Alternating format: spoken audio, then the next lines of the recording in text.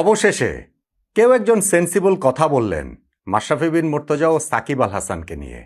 Sensible কথার মূল্য সবসময় থাকে, কিন্তু কে বলছেন অনেক সময় সেইটাও ভীষণ রকমের গুরুত্বপূর্ণ হয়ে ওঠে, সময়টাও গুরুত্বপূর্ণ হয়ে ওঠে।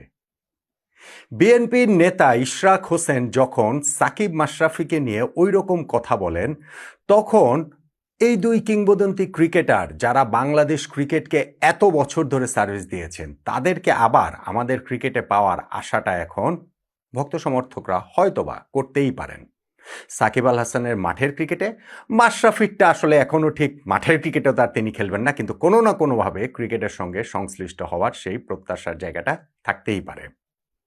গত 12ই ফেব্রুয়ারি বাংলাদেশে যে জাতীয় সংসদ নির্বাচন হয়েছে, সেইখানটাতে যেই দল সংখ্যাগরিষ্ঠতা পেয়েছে সরকার গঠন করতে যাচ্ছে, সেই বিএনপির খুবই প্রভাবশালী নেতা ইশরাক হোসেন, যিনি স্পোর্টসের সঙ্গে ওতপ্রোতভাবে জড়িত, তার মুখ থেকে ওরকম কথাগুলো যখন আসে, সেইটার তাৎপর্যটা একটু অন্যরকমই হয়ে যায়। দেখুন কি বলেছেন তিনি আজকে আমি দেখছিলাম যে একটা ইন্টারভিউ দিয়েছেন 71 টেলিভিশনকে, এবং সেইখানটাতে তিনি যেই কথাটা বলেছেন সেটা খুবই সিম্পল কথা, এবং খুবই সিম্পলি ভাবলে ওইভাবেই ভাবা যায়। তিনি বলেছেন সাকিব আল হাসান, মাশরাফি বিন মুর্তজা এরা বাংলাদেশের ক্রিকেটার, যেন ক্রিকেটার নয়, আমাদের দেশের অ্যাসেট। এই মাশরাফি সাকিব গণহত্যায় জড়িত, এটা তিনি বিশ্বাস করেন না। আচ্ছা, এটাকে আপনি বিশ্বাস করেন যে মাশরাফি সাকিব তারা গণহত্যায় জড়িত? হ্যাঁ, তারা একটা রাজনৈতিক দলের অংশীদার। তারা ওই রাজনৈতিক দল আওয়ামী লীগের হয়ে সংসদ নির্বাচন করেছেন, তারা সংসদ সদস্য নির্বাচিত হয়েছেন, কিন্তু তারা গণহত্যায় জড়িত। এবং ইশরাক যেটা বলছেন যে তার বিশ্বাস হয় না, আমার ধারণা এইটা যদি না আপনার অন্য কোনো রকম এজেন্ডা থাকে, অবশ্য ওই এজেন্ডা যাদের ছিল 12ই ফেব্রুয়ারি নির্বাচন ঘিরে, তারা আবার এখন একটু চুপচাপ হয়ে গেছেন, তাহলে এটা আমার ধারণা সাধারণ মানুষ কেউই বিশ্বাস করবেন না যে মাশরাফি সাকিব গণহত্যায় জড়িত।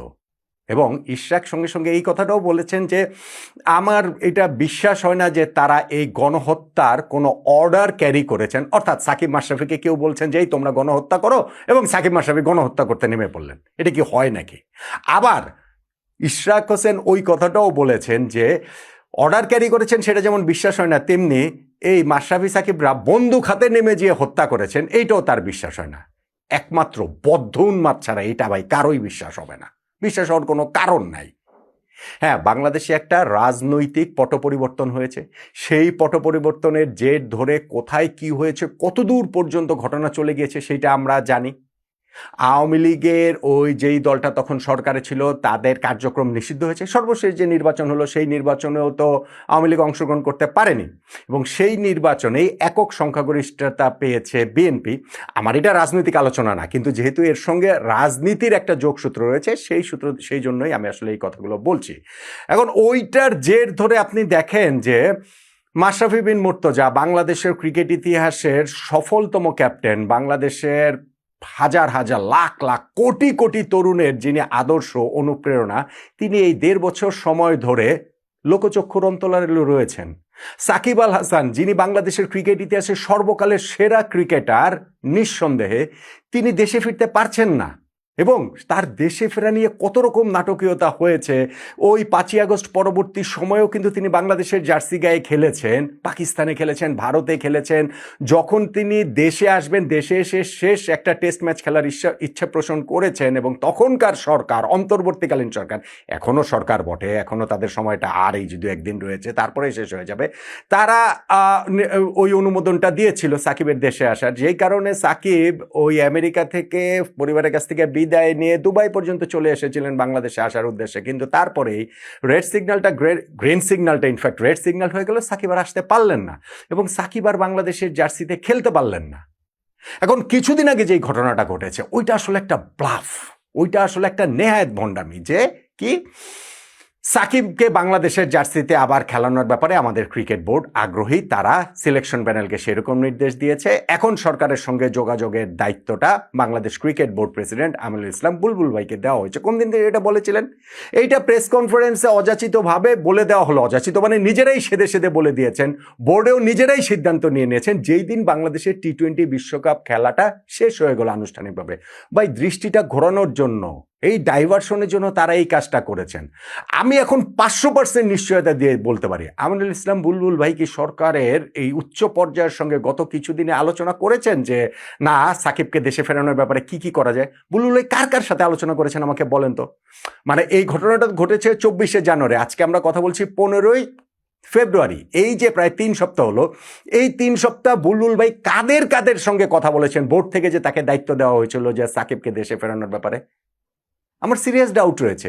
ওইটা শুধুমাত্র তখন দৃষ্টিটা অন্যদিকে ঘোরানোর জন্য বলছেন, এবং তখনই আমি বলেছিলাম যে ভাই, এটা পুরোটা নির্ভর করছে যে জাতীয় নির্বাচন হবার পরে কারা সরকার গঠন করে এবং সেই সরকারের মনোভাবটা কি এই সাকিব আল হাসানের ব্যাপারে, তার উপরে এটা নির্ভর করছে। যখন 12ই ফেব্রুয়ারি সেই নির্বাচনে এখন বিএনপি সংখ্যাগরিষ্ঠতা পেয়ে জয়লাভ করেছে এবং সেই বিএনপির একটা ভীষণ প্রভাবশালী নেতা ইশরাক হোসেন যখন এরকম কথাবার্তা বলছেন, তখন কিন্তু সেটা আশাবাদী করে যে সাকিব আল হাসান মার্চে পাকিস্তানের বিপক্ষে সিরিজে বাংলাদেশের মাটিতে আসবেন, বাংলাদেশের জার্সি গায়ে আবারও তিনি খেলবেন। কেননা ইশরাক এটা বিএনপির নীতি নির্ধারক পর্যায়ের খুবই প্রভাবশালী একজন নেতা। তার বাবা সাদেক হোসেন খোকা, তিনিও খুবই প্রভাবশালী ছিলেন। সাদেক হোসেন খোকা ভাই তিনি তো আসলে আমাদের স্পোর্টস মিনিস্টারিতে ছিলেন।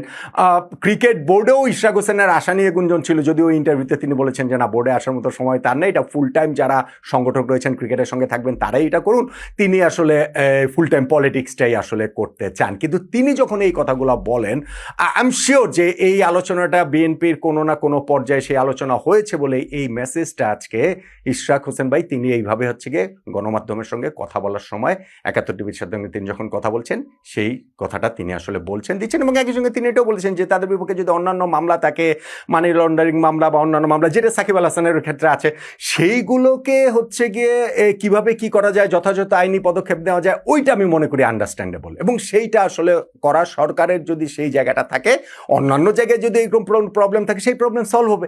কিন্তু তাই বলে দেশের হয়ে খেলতে পারবেন না সাকিব, তাই বলে মাশরাফি বিন মুর্তজা তাকে আসলে লোকচক্ষুর অন্তরালেই থাকতে হবে? তার আর অপরাধটা কি?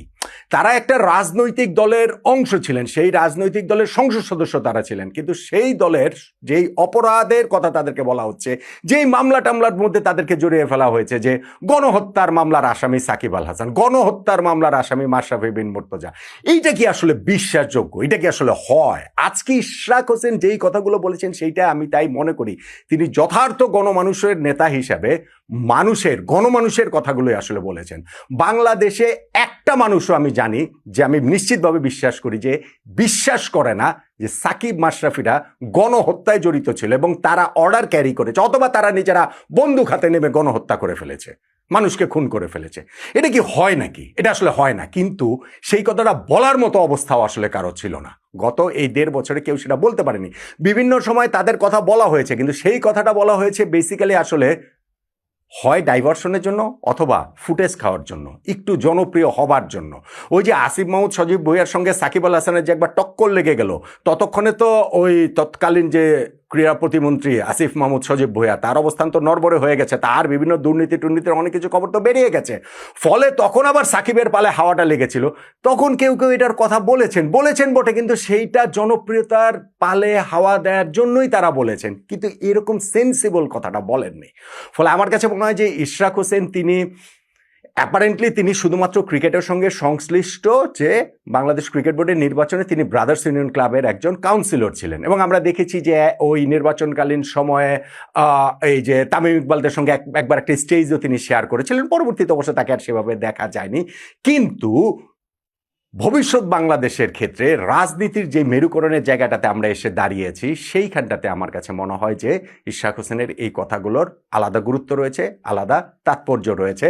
এই কথাটাকে অনেকেই হয়তো বলতে পারছিলেন না, বা বললেও হয়তো বা প্রকাশ করতে পারছিলেন না।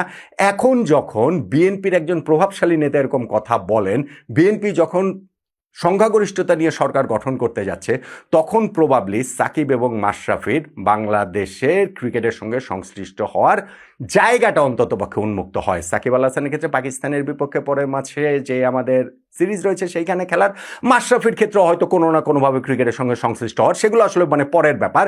কিন্তু অ্যাটলিস্ট সেটা হোক বা না হোক, কেউ তো অন্তত সেন্সিবল কথাগুলো বললেন। অতএব এখন সেই সেন্সিবল কথাগুলো বিশ্বাস করার মতো বা ওই কথাগুলো চর্চা হবার মতো একটা জায়গা তৈরি হলো যে সাকিব আল হাসান, মাশরাফি বিন মুর্তজা তারা রাজনীতিটাই করেছেন, তারা গণহত্যায় জড়িত ছিলেন না, তারা মানুষ হত্যার অর্ডার ক্যারি করেননি, তারা বন্দুক হাতে নিয়ে রাস্তায় নেমে পড়ে মানুষ হত্যা করেননি। বাংলাদেশ ক্রিকেটের এইরকম দুইজন কিংবদন্তির যদি ক্রিকেটের সঙ্গে আবারও সংশ্লিষ্ট হবার যে কোনো ক্যাপাসিটিতেই হোক, সেই সুযোগটা যদি আসে আমাদের ক্রিকেটের এখনকার এই ভীষণ এক ঘোরতর দুঃসময়ে, সেই সুযোগটা বাংলাদেশ ক্রিকেটের কাজে লাগানো উচিত বলেই তো আমি অন্ততপক্ষে মনে করি। আপনি কি আমার সঙ্গে একমত হবেন না? বলুন তো দেখি।